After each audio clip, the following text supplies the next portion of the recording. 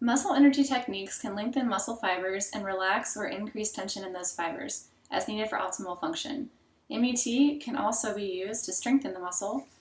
The mechanism of action is dependent on spinal reflexes controlling baseline tension of muscle fibers. In one study on reversible pelvic asymmetry, the researchers found that corrective techniques or treatments like MET were effective in reestablishing symmetry. Only 15% of these patients experience an imminent relapse. They concluded MET is a safe and effective way of relieving significant pain and neurologic-related symptoms that stem from the SI joint. 5-second contractions have been found to show the greatest results when applying them to the atlantoaxial joint and the thoracic spine.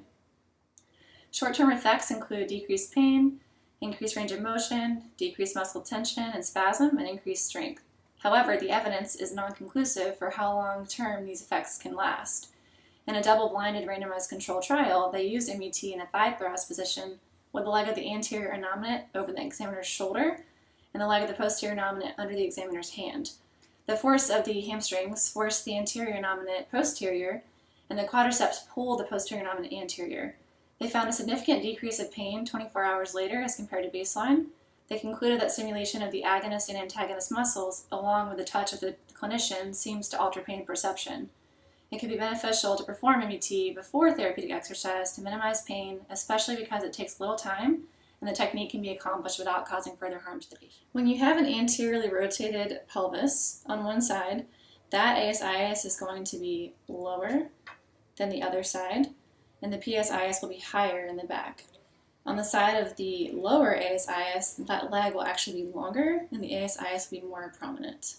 To treat an anteriorly rotated innominate on the pelvis, you are going to lay your patient in supine, and then you as the therapist are going to have the patient slide to the edge of the table of that side, and then you will take the patient's leg over your shoulder.